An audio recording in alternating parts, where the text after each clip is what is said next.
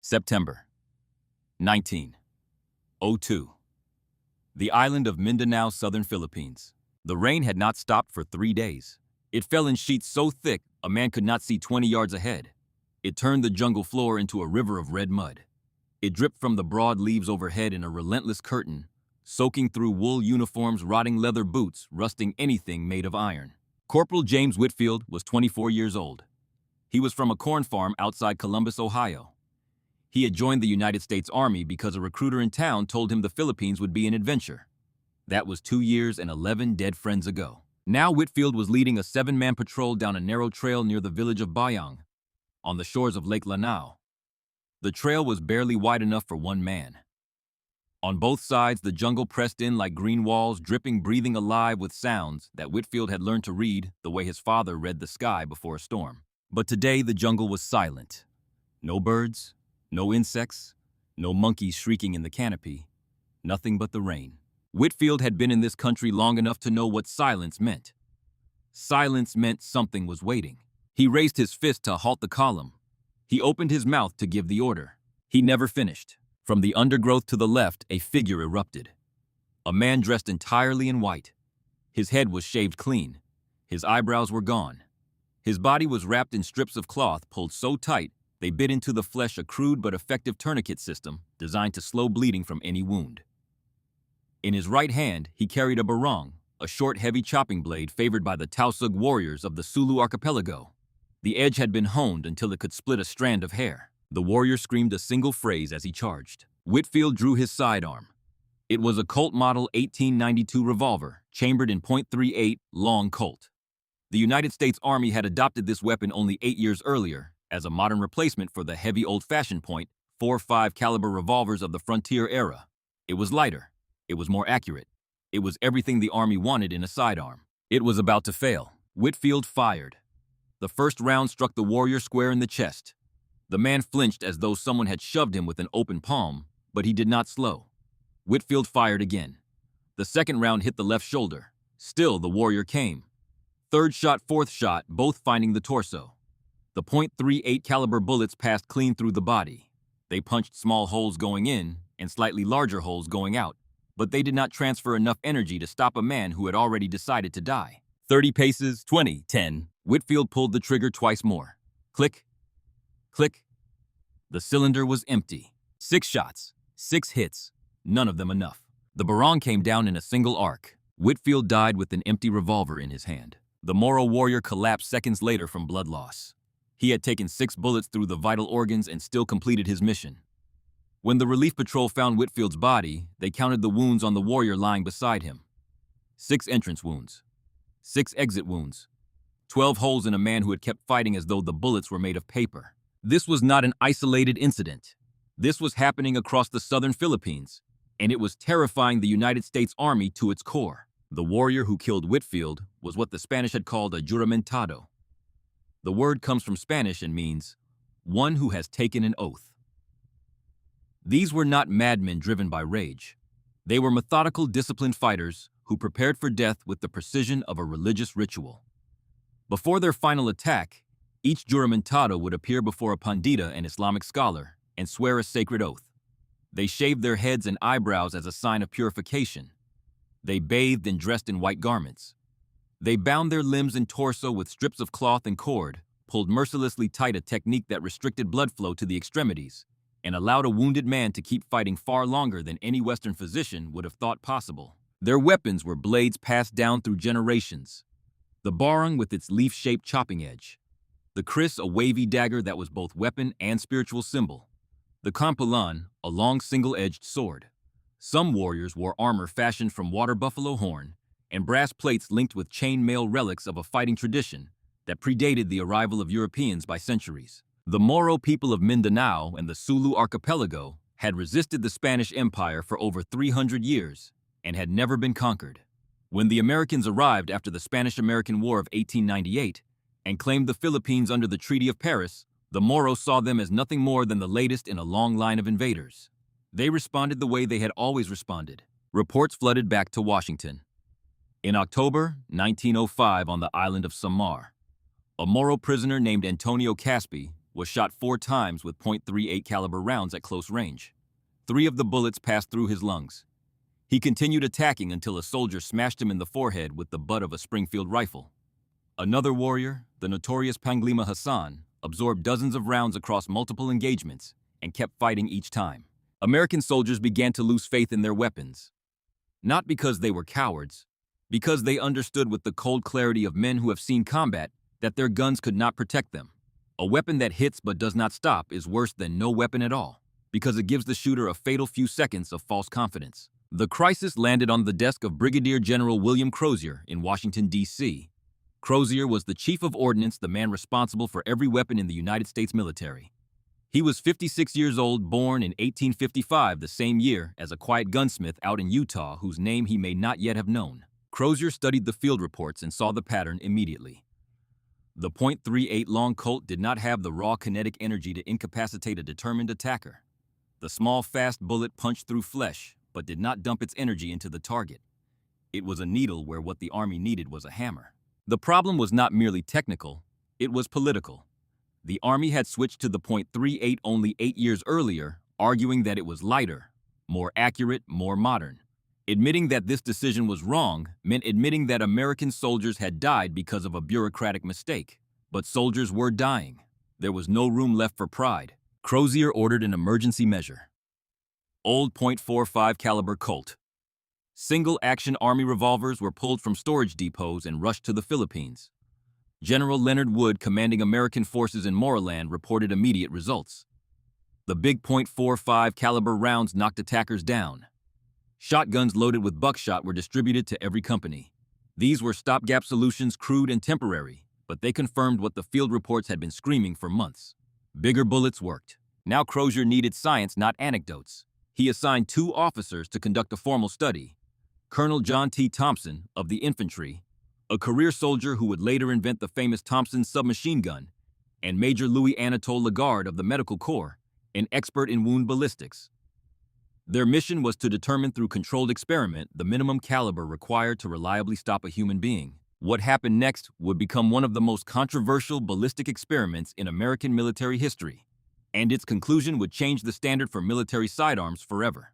But that conclusion required evidence, and gathering that evidence required Thompson and Lagarde to do something that still makes people uncomfortable more than a century later. Nelson Morris Company, Union Stockyards, Chicago, Illinois, 1904. Colonel Thompson and Major Lagarde stood in the largest meatpacking complex in the United States, surrounded by the industrial machinery of slaughter, and prepared to turn it into a laboratory. Their method was blunt.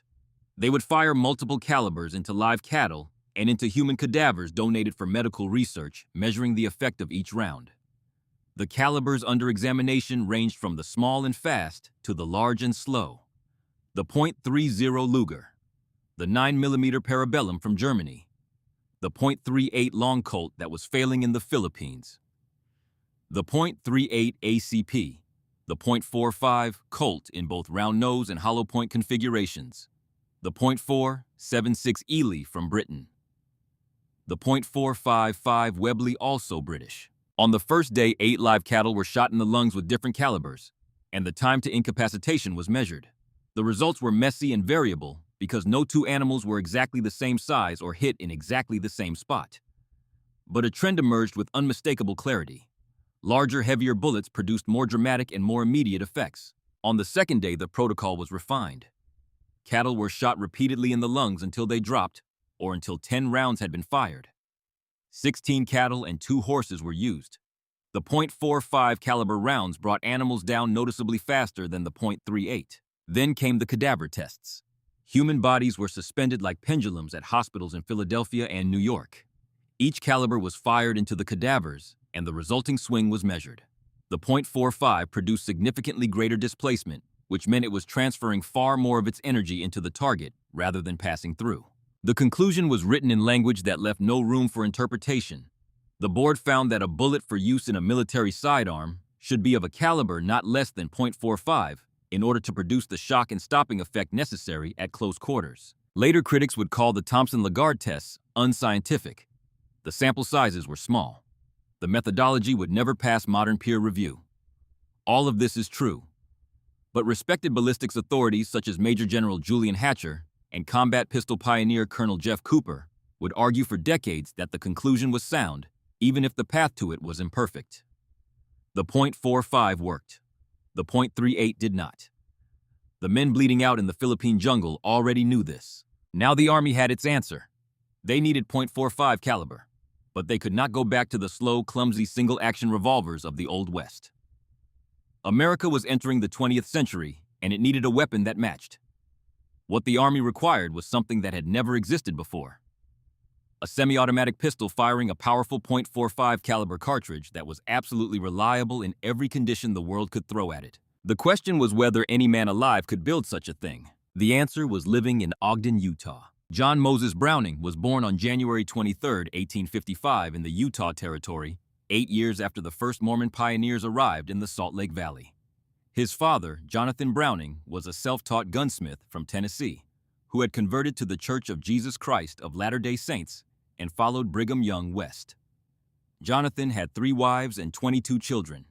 He opened a gun shop in Ogden in 1852, and it was there among the lathes and vices and the smell of gun oil and wood shavings that his son John Moses grew up. The boy was in the workshop by age 7, watching his father's hands shape metal and wood into instruments of remarkable precision. He received no formal education in engineering or mechanics. He learned the way craftsmen have always learned, by watching, by listening, by breaking things and figuring out how to fix them. By 11, he had assembled a working firearm from scrap parts and brought home 3 prairie chickens for the family dinner. By 13, he had built his first complete gun from scratch. Not a copy. His own design. When Jonathan died in 1879, John inherited the shop at the age of 24. That same year, 2 events occurred that would shape the rest of his life. He received his first patent number, SHIN 20271, dated October 7, 1879, for a single-shot falling block rifle of his own invention, and he married Rachel Teresa Child. Together with his brothers Matthew, Jonathan, Edmund, Thomas, Samuel, William, and George, he founded J.M. Browning and Brothers. They produced approximately 600 single-shot rifles before the world came knocking. In 1883, a Winchester sales representative spotted a Browning rifle in the hands of a hunter in the western wilderness and sent it back to company headquarters in New Haven, Connecticut. T.G. Bennett, the vice president and general manager of Winchester Repeating Arms Company, examined the design, recognized its genius, and traveled personally to Ogden to meet its creator. He bought the design for $8,000, roughly equivalent to $200,000 today. That purchase began a 19-year partnership that would produce the most legendary firearms of the American West. The Winchester Model 1885, the Model 1886, the 1887, the first lever-action shotgun, the Immortal Model 1894, the lever-action rifle of which more than 6 million would eventually be produced, more than any other sporting firearm in history, the Model 1897 pump-action shotgun. Browning was the mind behind nearly every gun that bore the Winchester name during those years, but almost nobody knew it. Winchester, Colt, Remington, these were the names the public recognized. Browning was just a signature on a patent filing. He did not look like a revolutionary. He was polite, modest, soft-spoken. He was a devoted member of the Mormon Church and served a 2-year mission in Georgia. He spoke to factory workers and company presidents with the same quiet courtesy. He was not a businessman or a salesman. He was a pure inventor, a man who lived and breathed the mechanics of things. But even geniuses reach a breaking point. In 1898, Browning completed the design for the first successful semi-automatic shotgun, the prototype that would become the legendary Browning Auto 5. He brought it to Winchester with a new proposal. For 19 years, he had sold his designs outright for flat fees while Winchester earned millions from manufacturing and selling them. This time, Browning wanted royalties, a percentage of every gun sold. Winchester refused. After 19 years and some of the most iconic firearms in American history, the partnership ended. Browning walked out and never came back. He took the Auto 5 design to Fabrique Nationale in Belgium, beginning a relationship that endures to this day. And he began working with Colt's patent firearms manufacturing company on something entirely new. Because while most gunsmiths at the turn of the century were perfecting existing designs, making lever action smoother or revolvers more refined, Browning had already seen the future. Around 1889, at a local shooting competition in Utah, he had watched a marksman fire and noticed that the tall grass in front of the muzzle was violently blown aside by the escaping gas. That observation sparked the idea that would change firearms forever. Why not harness that wasted energy to operate the gun's mechanism automatically? 3 years of experiments followed. By 1892, Browning had patented the first successful gas-operated automatic weapon. The principle would later power the Browning automatic rifle, the .30 and .50 caliber Browning machine guns, and countless other military weapons. But for the pistol, he pursued a different mechanism entirely. He called it the short recoil system. The concept was elegant in its simplicity. When the gun fires the barrel and the slide are locked together by a set of lugs, they recoil rearward as a single unit for a short distance.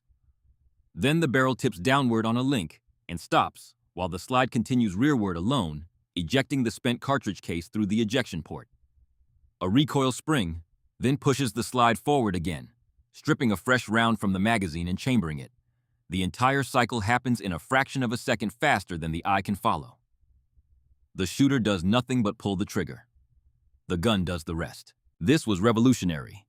In a world of revolvers that required a heavy trigger pull or manual cocking for every shot and lever action rifles that demanded a physical cycling motion, Browning had created a weapon that used gravity springs and momentum to reload itself.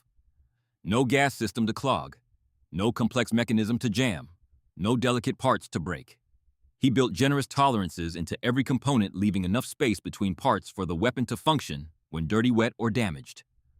This was not the design of a theorist working from equations. This was the design of a man who had repaired thousands of broken guns in his father's shop and understood exactly what fails, why it fails, and how to prevent it. His philosophy could be distilled into a single sentence: complexity is the enemy of reliability. Now came the challenge that would test everything Browning had learned in a lifetime of invention. The United States Army published its requirements for the new service pistol, and the specifications read like a list of contradictions. The weapon must fire the powerful .45 caliber cartridge. It must be semi-automatic, capable of rapid fire. It must be absolutely reliable in mud, sand, water, extreme heat, and freezing cold. It must be simple enough for a 19-year-old conscript from an Iowa farm or a New York tenement to disassemble and maintain without specialized tools. The magazine must hold at least 6 rounds. The trigger pull must not exceed 6 pounds. Spent casings must eject vertically. No one had ever built a reliable large-caliber semi-automatic pistol. The German Luger P-08 was elegant in 9mm, but choked on dirt. The Mauser C-96 was mechanically bizarre and complicated. Nobody believed that .45 caliber and semi-automatic reliability could coexist in the same weapon. Browning believed it. He began by designing the cartridge and the pistol simultaneously, an approach that few other designers had attempted. The .45 ACP automatic Colt pistol was his creation from the ground up. A 230-grain bullet traveling at approximately 850 feet per second, deliberately subsonic, which reduced barrel wear, lowered the report, and would later prove ideal for use with suppressors by Special Operations Forces. Most importantly, the fat, slow-moving bullet transferred all of its energy into the target, instead of punching through like the failed .38. It was the exact answer to the problem that had killed men like James Whitfield in the Philippine jungle. For the pistol itself, Browning incorporated innovations that no military sidearm had ever seen. A grip safety built into the back of the handle that prevented the weapon from firing unless firmly grasped, eliminating accidental discharges if dropped. A slide stop that locked the action open after the last round, telling the shooter instantly by sight and by feel that the magazine was empty. A thumb safety for rapid engagement and disengagement. A detachable 7-round single-stack magazine, one more than the 6-shot revolver, with a reload time measured in seconds rather than the slow individual loading of a cylinder. A grip angle of 74 degrees that created a natural instinctive pointing position when the weapon was drawn. Every detail reflected the same philosophy. Simple, strong, reliable. Nothing extra, nothing fragile, nothing that could fail when failure meant death. In 1906, the United States Army opened the most demanding pistol competition in its history. 7 manufacturers entered. Colt submitted Browning's design. Savage Arms entered the Model 1907 designed by Elbert Searle. Luger, Noble, Bergmann, White Merrill, and Smith & Wesson also competed. All were required to fire the .45 ACP cartridge. One by one they fell. Luger withdrew. Noble failed. Bergmann failed. White Merrill failed. Smith and Wesson failed. Only two remained: Colt and Savage. And between them, a 4-year war of engineering was about to begin. Savage had real advantages. Their pistol was lighter with 45 parts compared to Colt's 64. It held more rounds. In some early tests, it was more accurate. And Savage had political connections. Vice President John Sherman intervened on their behalf. But Browning had something that Elbert Searle did not: 30 years of designing firearms and an intuitive understanding of mechanics that no university could teach. Between each round of trials, Browning traveled personally to the Colt factory in Hartford, Connecticut, and worked alongside a talented young Colt employee named Fred Moore. Together, they refined every detail. From the model 1905 through the 1907, 1909, and 1910 prototypes, each version was measurably better than the last. The grip angle was adjusted from 85 degrees toward a more comfortable 74. The thumb safety was added. The operating system was reinforced. By March of 1911, the final test was set, and it would be unlike anything either pistol had ever faced. March 15, 1911, Springfield Armory, Massachusetts. The morning was cold. A raw New England cold that crept through wool coats and settled into the bones. Inside the testing building, the air smelled of gun oil brass and the faint chemical bite of smokeless powder. A crowd had gathered along the walls. Officers in pressed uniforms, engineers with notebooks, company executives with clenched jaws and dry mouths. The rules were absolute: 6,000 rounds, fired in cycles of 100, 5-minute cooling periods between each cycle, a complete disassembly, cleaning, and oiling after every 1,000 rounds. A Colt Model 1909 revolver in .45 caliber would be fired alongside as a control baseline to measure the automatics against the proven reliability of the old wheel gun. The men from Savage stood on one side of the room. They had reason to be confident. On the other side stood John Moses Browning. He was 56 years old. His hair had gone gray. He wore a plain dark suit, no different from what he might wear to church on a Sunday morning in Ogden. He did not look like a man about to make history. He looked like a man waiting for a train. Fred Moore, the young Colt employee who had worked shoulder to shoulder with Browning through years of refinement, leaned close and said something meant to encourage. He predicted the test would be a walkover. Browning shook his head slowly. "We are up against the toughest competition in the world," he said. "Tradition. All the weight of tradition is with the revolver, and the revolver is a good weapon." It was the only time anyone in the room heard him speak that morning. The test began. The first 100 rounds went through both pistols without incident. Then the next 100, and the next. At the 500 mark, both weapons were performing flawlessly. The observers exchanged glances. No way to tell yet. The Savage representatives allowed themselves cautious smiles. 1,000 rounds. Both pistols clean. Both perfect. The judges noted 0 malfunctions for each. The race was tied. Then the second 1,000 began, and the story started to change. At 2,000 rounds, the Colt had not faltered once. The Savage had jammed 4 times. Not catastrophic failures. Small hesitations. A round that did not feed cleanly. A slide that did not return fully to battery. Minor things, the kind of problems a soldier might clear in seconds on a range. But in combat, seconds are the difference between breathing and bleeding. The Savage engineers watched with tight expressions. The board noted every malfunction in careful handwriting. At 3,000 rounds, the Colt remained flawless. The Savage suffered a broken bolt stop. The part had to be replaced before testing could continue. A spare was produced. Testing resumed. But the damage was more than mechanical. Something had shifted in the room. The observers could feel it. The Colt was not just working. It was working as though 6,000 rounds were nothing at all. At 4,000 rounds, the gap became a gulf. The Colt continued without a single malfunction. The Savage logged 4 more jams. Its bolt stop and sear had begun to deform under the relentless hammering. The firing pin spring had shortened from repeated compression. The internal mechanisms of the Savage were slowly destroying themselves, each cycle of recoil grinding away at parts that had not been designed to endure this kind of sustained abuse. At 5,000 rounds, the Colt developed its only issue of the entire test. A grip screw came loose. A grip screw. Not a failure of the operating system. Not a broken spring or a cracked slide. A screw on the outside of the handle needed tightening. That was the sum total of what 6,000 rounds of .45 ACP could do to John Browning's pistol. The Savage, by contrast, suffered 5 more malfunctions. The magazine fell out 5 times because the catch had deformed beyond its ability to hold. The bolt stop cracked again. 6,000 rounds. The final tally. Colt 0 malfunctions. Savage 37. The Colt required 4 replacement parts across the entire test. The Savage required 13.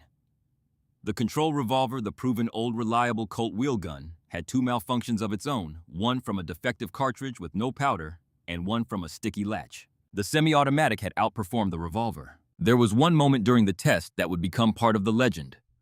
As the rounds accumulated, the barrel of the Colt grew so hot that observers worried the metal might warp or the temper might be ruined. Browning's solution was so simple, it was almost funny. He picked up the scorching pistol with a rag, walked to a bucket of water sitting nearby, and dunked the entire weapon. He held it under the surface for a few seconds.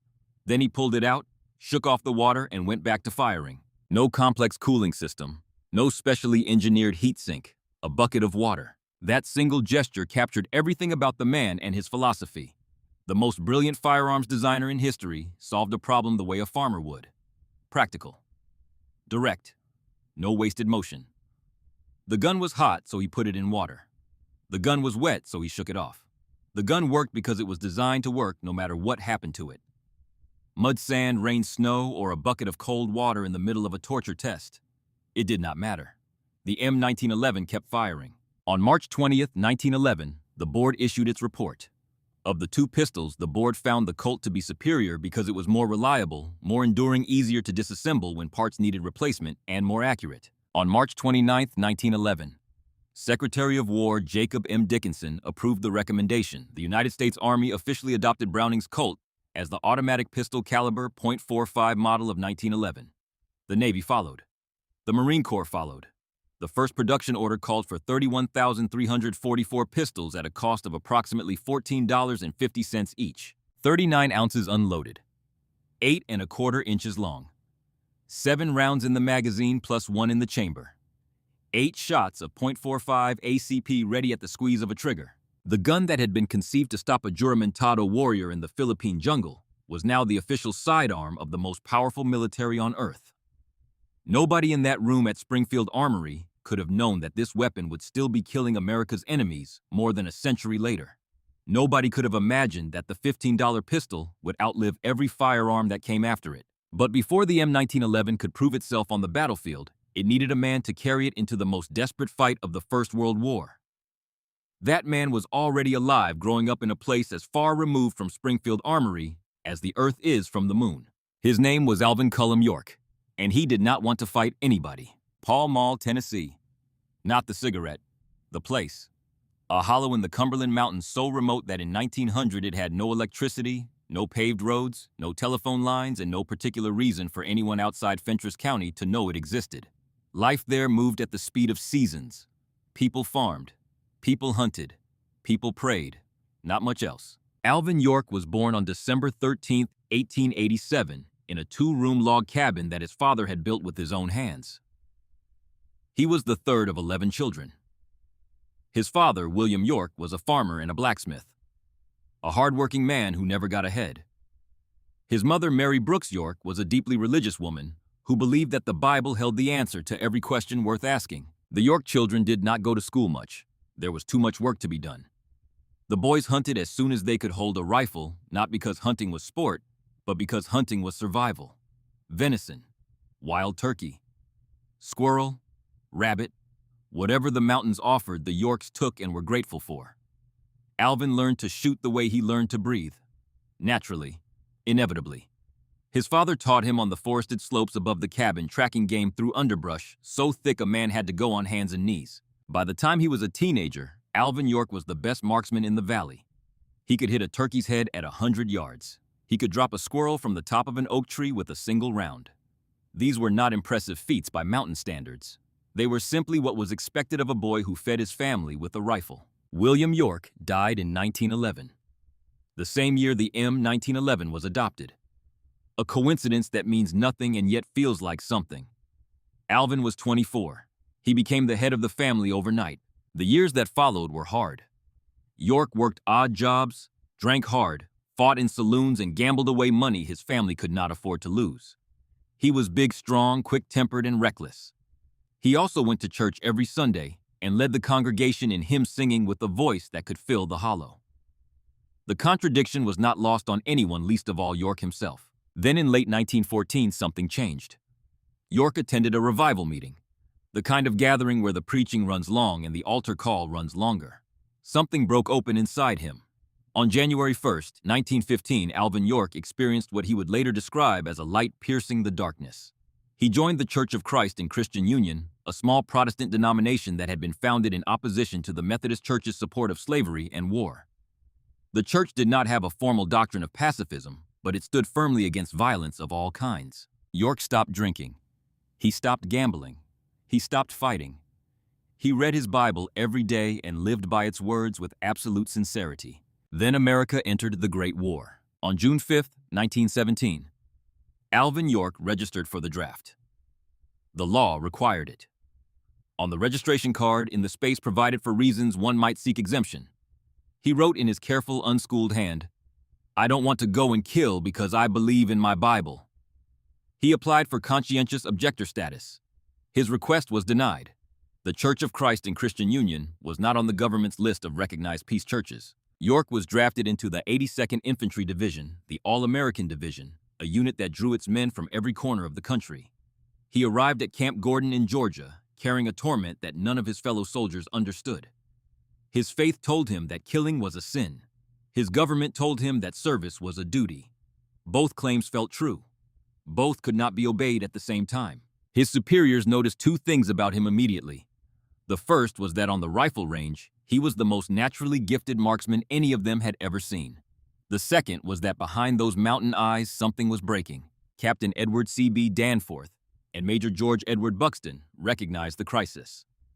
Buxton, a man of faith himself, sat with York for hours opening the Bible and walking through passages where God commanded the righteous to take up arms.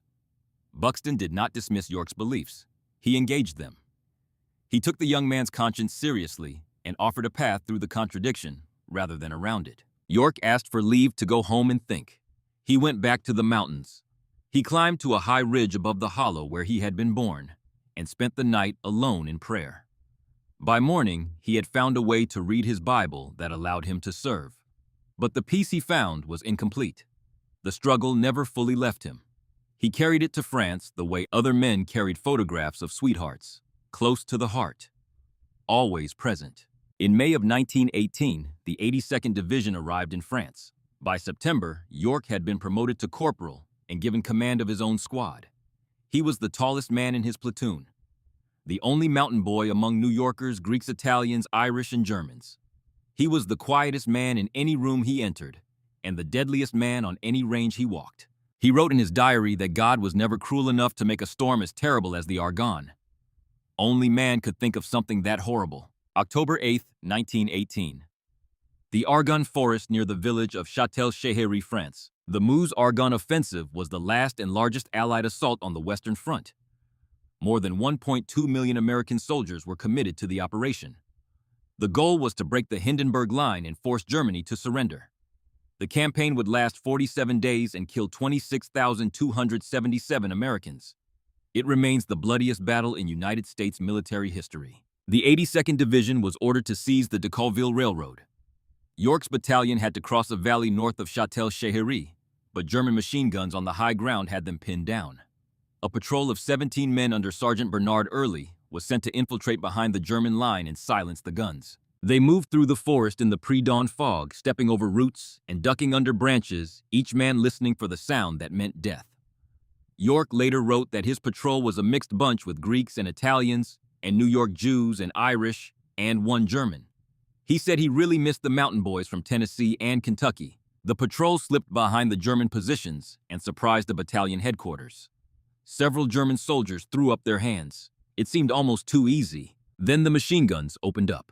The Germans on the hillside above saw what was happening and raked the patrol with automatic fire. 9 of the 17 Americans went down in the first seconds, dead or badly wounded. Sergeant Early took multiple hits and collapsed. York, the highest-ranking man still on his feet, found himself in command. He did not panic. He did not freeze. He dropped flat on his stomach in a shallow depression and began to shoot. Using his M1903 Springfield rifle, York picked off German machine gunners one at a time. Every time a head appeared above a sandbag, he fired. Every time he fired, a man fell.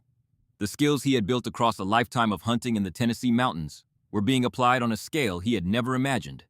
But the mechanics were the same. See the target. Breathe. Squeeze. Watch it drop. The German positions began to collapse. Machine gun crews that had been raining fire on the American line went silent one after another. But the Germans were not finished. 6 soldiers leaped from the trench and charged directly at York with bayonets fixed. They screamed as they came. The distance closed fast. Too fast for the bolt-action Springfield. Too close for a rifle at all. York set down the Springfield and drew the pistol on his hip, the M1911. What happened next entered legend. York shot the 6 charging Germans from back to front. He killed the last man in line first, then the 5th, then the 4th, working his way toward the front of the charge. The technique sounded insane until you understood its logic. York explained it later the way he explained everything plainly and without drama. He said it was the same as shooting wild turkeys back home. You always shoot the one in the back of the flock first, then work forward. If you shoot the leader, the others see him fall and scatter. But if you shoot the ones in the rear, the ones in front do not know what is happening behind them, and they keep coming in a straight line. 6 men charged. 6 rounds fired. 6 men fell. The M1911 did not jam. It did not misfire. It did not fail.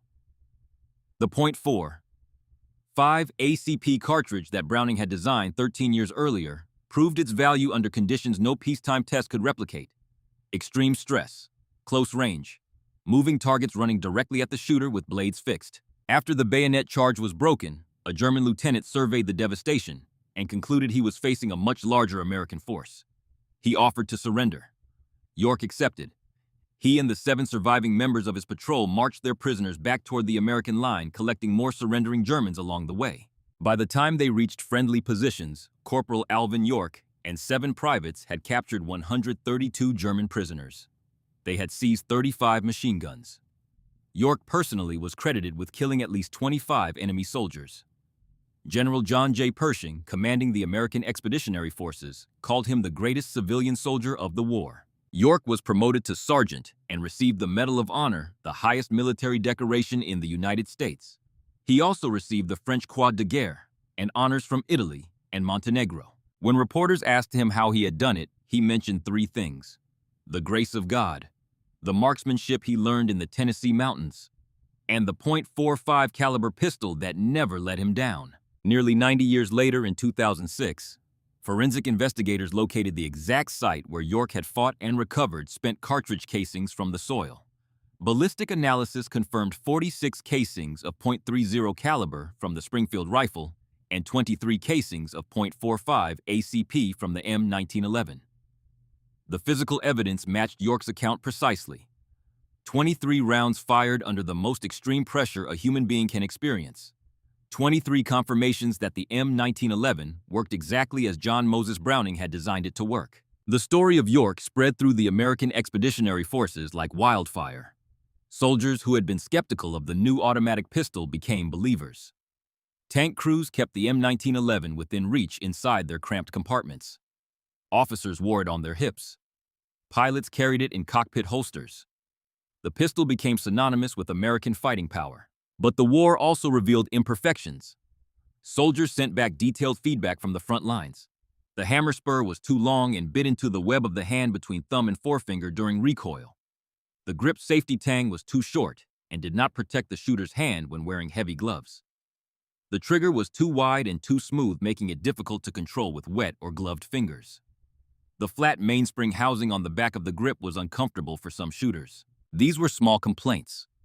No one questioned the operating system or the caliber or the fundamental soundness of the design. They were asking for refinements, not replacements, the kind of adjustments that separate a great weapon from a perfect one. Between 1920 and 1926, Army engineers integrated the battlefield feedback into a revised design. The changes were subtle but meaningful: a shorter hammer spur, a longer grip safety tang, a narrower trigger with grooves for better feel, an arched mainspring housing, simplified checkering on the grip panels. Every modification improved ergonomics without altering the operating system that Browning had created. The revised model was designated the M1911A1. John Moses Browning never saw it. On November 26, 1926, in the workshop of Fabrique Nationale in Herstal, Belgium, Browning was working on his newest creation. It was a semi-automatic pistol with a 13-round magazine that would eventually be known as the Browning High Power, one of the most widely adopted military sidearms in history. He was seated at his workbench. His tools were laid out before him. He was 71 years old. His heart stopped. He slumped forward onto the bench and did not rise. He left behind 128 patents. The M1918 Browning automatic rifle, the M1917 and M2 machine guns, the latter of which still serves in militaries around the world, nearly 100 years after his death, the unfinished high power, dozens of shotguns and rifles that defined the American frontier, and one pistol conceived in a quiet workshop in Utah, tested in a cold room in Massachusetts, and proven in a forest in France that would outlive them all. Browning was never a wealthy man. He sold most of his designs for flat fees while the companies that manufactured them made fortunes. Winchester, Colt, Remington, Fabrique Nationale. They all built empires on his genius. His name was never as famous as Samuel Colt or Oliver Winchester, even though most of the guns that bore their names were designed by the quiet Mormon from Ogden. He was the greatest unknown man in the history of firearms, and every modern weapon carries his fingerprints. The M1911A1 was ready. Its creator was gone. But the gun was about to face the most terrible test of all. June 6, 1944. The coast of Normandy, France. The English Channel was gray. The sky was gray. The sea heaved with swells that turned the flat-bottomed Higgins boats into instruments of misery. Men vomited into their helmets. Men prayed. Men gripped their weapons with white knuckles and stared at the steel ramp in front of them and waited for it to drop. When it dropped, the world became noise and water and blood. Across 50 miles of French coastline, the largest amphibious invasion in human history was underway. More than 150,000 Allied troops hit the beaches that morning. Among them, tens of thousands of American soldiers carried the M1911A1 on their hips in shoulder holsters strapped to parachute harnesses, tucked into the cramped interiors of armored vehicles. Officers drew them in the surf. Paratroopers jumped into the darkness before dawn with the weight of the .45 against their ribs. Tank commanders kept them within arm's reach inside turrets that smelled of diesel and hot steel. The pistol that Browning had designed in a quiet Utah workshop nearly 4 decades earlier was now going to war on a scale that would have staggered the imagination of every man who had stood in that testing room at Springfield Armory. But there was a problem. The United States needed pistols by the hundreds of thousands, and Colt, the original manufacturer, was already overwhelmed with contracts for machine guns and other weapons. The solution revealed something remarkable about Browning's design. It was so fundamentally well-engineered, so clear in its specifications, so logical in its assembly, that companies which had never manufactured a firearm in their history could be taught to build it. Remington Rand, the typewriter company, became the single largest producer of M1911A1 pistols during the Second World War. They manufactured approximately 900,000 units. Think about that for a moment. A company whose workers had spent their careers assembling keyboards and carriage returns and ribbon spools retooled their factories and began producing combat pistols. And the pistols worked. Not as novelties, not as stopgap measures. They worked in combat, in mud, in sand, in snow, in the hands of men whose lives depended on them. Ithaca Gun Company produced roughly 335,000 pistols. Union Switch and Signal, a company that made railroad switching equipment, turned out 55,000. And then there was Singer, the sewing machine company. Singer received what was called an educational order for 500 pistols at a cost of $557.75 each, nearly 40 times the original price, because the purpose was not mass production, but the development of manufacturing processes. Those 500 Singer pistols are today among the rarest and most valuable collectible firearms in the world. A single example in good condition can sell for tens of thousands of dollars. A sewing machine company made a gun so well that people now treat it like a work of art. The wartime production changes were practical. The elegant blued finish of peacetime gave way to parkerized coating, which was more durable and faster to apply. Walnut grip panels were replaced with brown plastic. But the heart of the weapon, the operating system that Browning had conceived in 1905, remained untouched. Nobody improved it because nobody could. The M1911A1 went everywhere. The American soldier went in the Second World War. It functioned in the frozen forests of the Ardennes during the Battle of the Bulge, where temperatures dropped to 20 below zero and rifle bolts froze shut and mortar tubes cracked from the cold. It functioned in the scorching deserts of North Africa, where sand infiltrated every mechanism and heat warped lesser metals. It functioned in the steaming jungles of the Pacific, where humidity rusted iron overnight and fungus grew on leather holsters. Every Sherman tank carried up to 5 AM 1911 A1 pistols, one for each member of the crew. The reason was grimly practical. If the tank was hit and the crew had to bail out through the hatches, a pistol was faster to draw and easier to maneuver than a rifle in the tight confines of a burning vehicle. You pushed open the hatch, you pulled yourself out into whatever hell was waiting, and you had 7 rounds of .45 ACP to clear a path.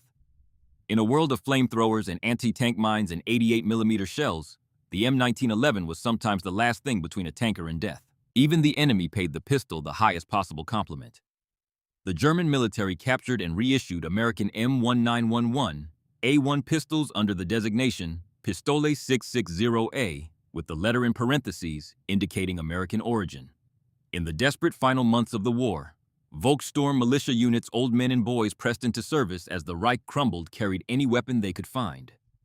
Thousands of those weapons were American .45s taken from battlefields and supply depots. When an enemy picks up your weapon and uses it against you, it means only one thing: the weapon is good. By 1945, approximately 1.9 million M1911 A1 pistols had been produced for the war effort. A weapon designed to stop Moro warriors in the Philippine jungle had crossed the Atlantic and the Pacific, survived the hottest deserts and the coldest forests on Earth, and proven itself in the hands of millions of men who had never heard the name John Moses Browning. When peace came, military planners assumed the M1911 would be retired. It was, after all, a design from the early 20th century. The world had moved on. Jets had replaced propellers. Rockets had replaced artillery. Surely a more modern sidearm would replace the old .45.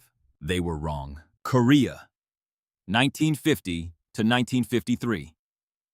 The frozen mountains of a peninsula that most Americans could not have found on a map 5 years earlier. The M1911 A1 went back to war.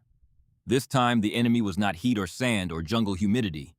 It was cold, a cold that Americans had never experienced, not even in the worst winters of the northern plains. A cold so severe that lubricating oil turned to paste rifle bolts, froze in their receivers, and men lost fingers to frostbite while trying to load magazines. At the Chosin Reservoir in November and December of 1950, temperatures plunged to 35 and 40 degrees below zero. Marines and soldiers of the 1st Marine Division and the Army's 7th Infantry Division fought a desperate retreat against waves of Chinese troops in conditions that broke weapons vehicles and men. The M1 Garand, the workhorse rifle of the American infantryman, developed feeding problems in the extreme cold. The Browning automatic rifle required constant attention to keep functioning. Mortar base plates cracked. Vehicle engines refused to start. In that world of ice and despair, the M1911 A1 kept working. The generous tolerances that Browning had built into the design, the same tolerances that some critics had dismissed as crude or sloppy, became the gun's salvation. There was enough space between the moving parts for metal to contract in the cold without binding. There was enough clearance for ice crystals to form and be shaken loose without jamming the action. The pistol did not need to be babied or coddled or kept warm inside a jacket. It needed to be used, and it worked. Men who survived the Chosin Reservoir remembered many things about that frozen hell. One of the things they remembered was that the .45 on their hip never let them down. Vietnam, 1965 to 1975. A different war in a different world.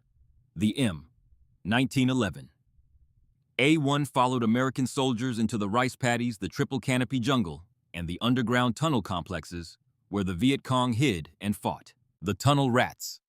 That is what they called the soldiers who went down into those tunnels.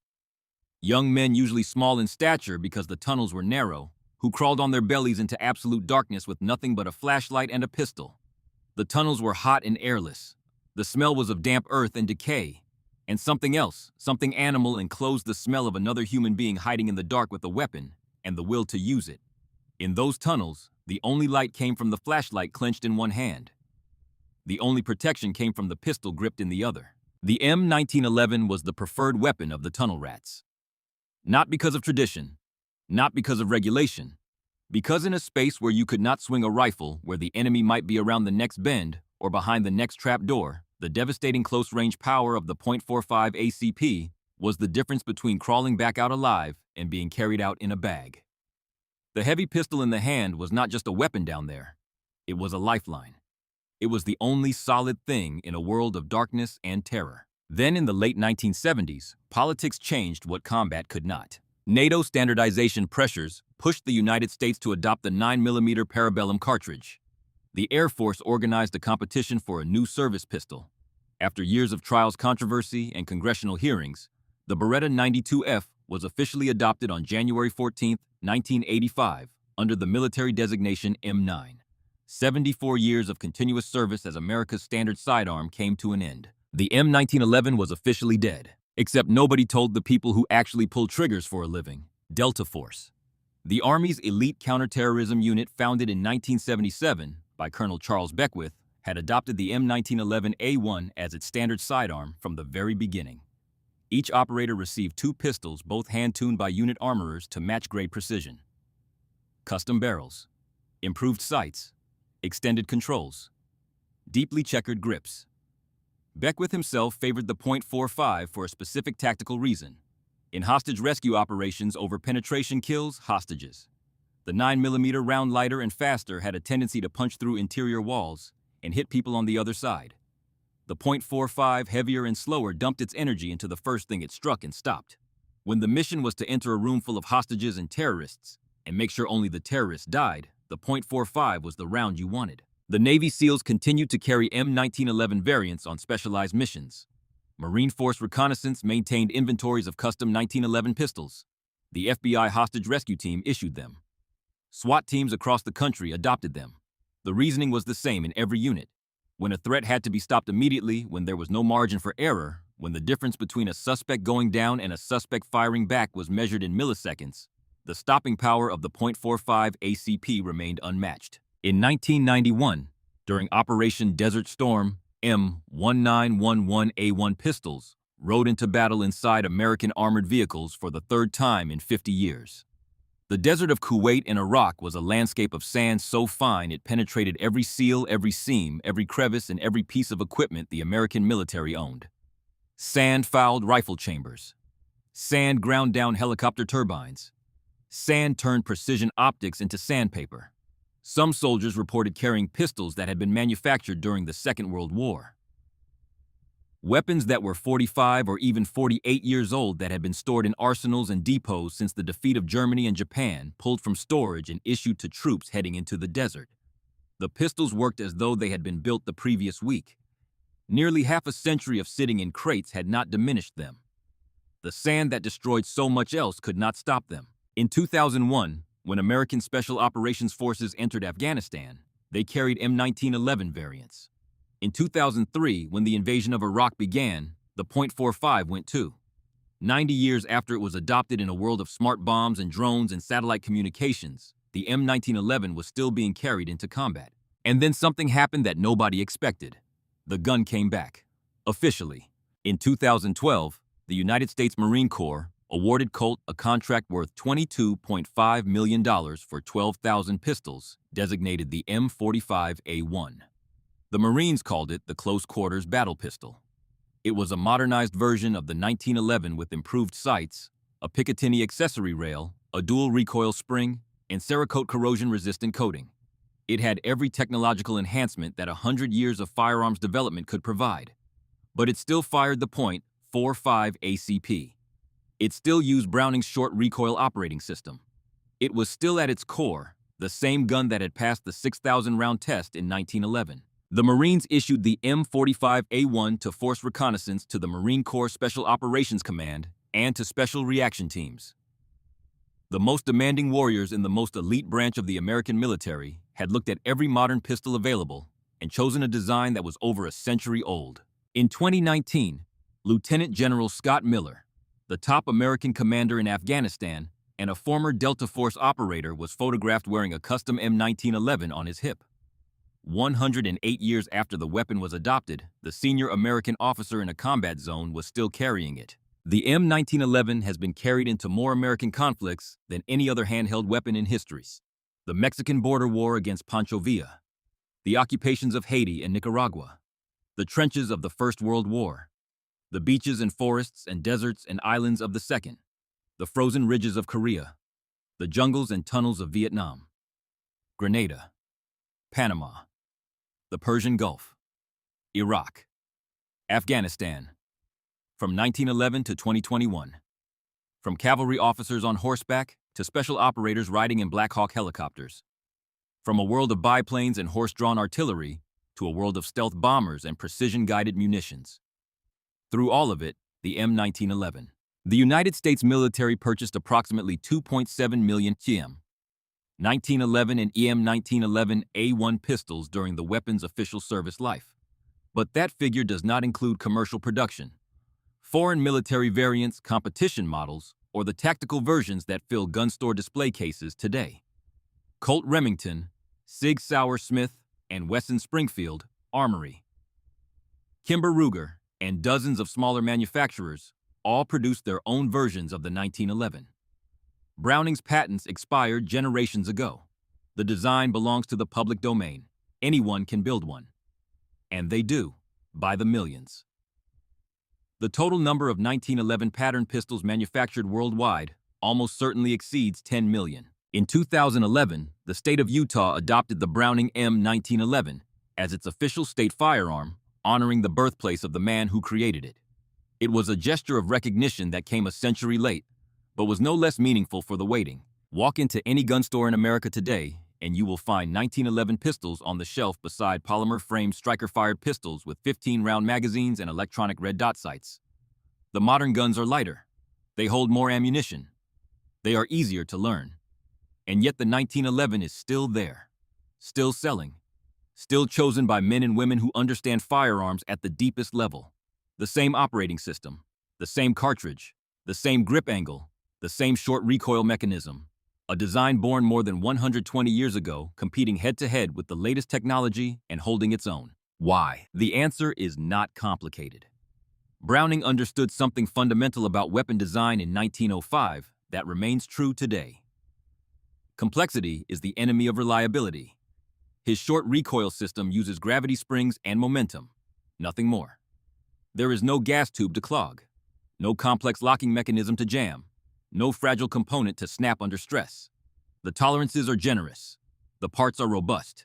The engineering is so clean, so logical, so stripped of anything unnecessary that the weapon functions when dirty, when wet, when frozen, when baked in desert heat, when submerged in salt water, when abused in ways its creator never imagined. The Point .45 ACP cartridge delivers energy that the 9mm cannot match. Modern pistols carry more rounds. Modern pistols weigh less. Modern pistols have sights that glow in the dark, and frames made of material that did not exist when Browning was alive. But when a SWAT officer needs to end a threat immediately, when a soldier faces an enemy at arm's length, when there is no room for a second chance, many still reach for the 1911. Because after more than a century and millions upon millions of rounds fired in every environment the Earth can produce, this weapon has proven something beyond all reasonable doubt. It works. There is one more thing that needs to be said before this story ends. It is about a man who came home from a war and tried to live in peace. Alvin York returned to Tennessee in 1919. He was welcomed as a national hero. Parades, speeches, offers of money and fame from every direction. New York City gave him a ticker tape reception. Corporations offered endorsement deals. Hollywood wanted his story. York wanted none of it. He wanted to go home. He married Gracie Loretta Williams, his childhood sweetheart, in 1919. They had 8 children together. He built a house in the valley where he had been born and lived there for the rest of his life. But York did accept one thing from his fame. He used it to build a school. The Alvin C. York Agricultural Institute, founded in 1926 in Jamestown, Tennessee, 10 miles from Pall Mall, was created to educate the children of the mountains. Children like him. Children who had no school to attend, no opportunity to learn, no path out of poverty except the ones they cut for themselves. The school still operates today. York refused Hollywood for years. He finally relented in 1941, allowing Warner Brothers to make a film called Sergeant York, starring Gary Cooper. Cooper won the Academy Award for Best Actor. The film was the highest-grossing picture of that year. It opened just months before the attack on Pearl Harbor, and it is credited with helping to prepare the American spirit for the war that was about to come. A quiet man from the Tennessee mountains who had not wanted to fight ended up inspiring a nation to fight again. In 1954, York suffered a cerebral hemorrhage. He was bedridden for the last 10 years of his life. He died on September 2nd, 1964 in Nashville. He was 76 years old. He was buried at the Wolf River Cemetery in Pall Mall, in the valley where he was born in the mountains he loved most. Two men, John Moses Browning and Alvin Cullum York. They never met. They lived in different corners of America in different generations in different worlds. One was a quiet Mormon gunsmith from Utah, who invented weapons that changed the course of history, but whose name most Americans never learned. The other was a quiet mountain man from Tennessee, who carried one of those weapons into the most famous single combat action of the First World War, and came home wanting nothing but peace. Both were humble. Both were men of deep faith. Both let their work speak louder than their words. And both left behind legacies that outlived them by generations. Browning died at his workbench in Belgium, still designing, still creating, still reaching for something better. York died in his bed in Nashville, far from the mountains he loved. His body broken, but his spirit undiminished. Neither man sought fame. Neither man received the recognition he deserved in his own lifetime. History has a way of remembering the loud and forgetting the quiet. But sometimes the quiet ones are the ones who matter most. Browning created a pistol that was supposed to cost $15 and last a decade. Instead, it became immortal, the M1911. Born from a crisis in the Philippine jungle. Designed by a genius in a small-town workshop in the shadow of the Rocky Mountains. Tested by 6,000 rounds in a cold room in Massachusetts, while its creator dunked it in a bucket of water and kept shooting. Proven by a reluctant warrior in a French forest who shot 6 charging Germans with the same calm he brought to hunting wild turkeys in Tennessee. Carried by millions of American soldiers across a century of conflict, from horses to helicopters, from biplanes to jet fighters, from telegraphs to satellites. Declared dead by the Pentagon in 1985. Resurrected by the men who fight America's wars with their own hands, who looked at every modern alternative and said, "No. Give us the .45. Still here, still working, still refusing to die.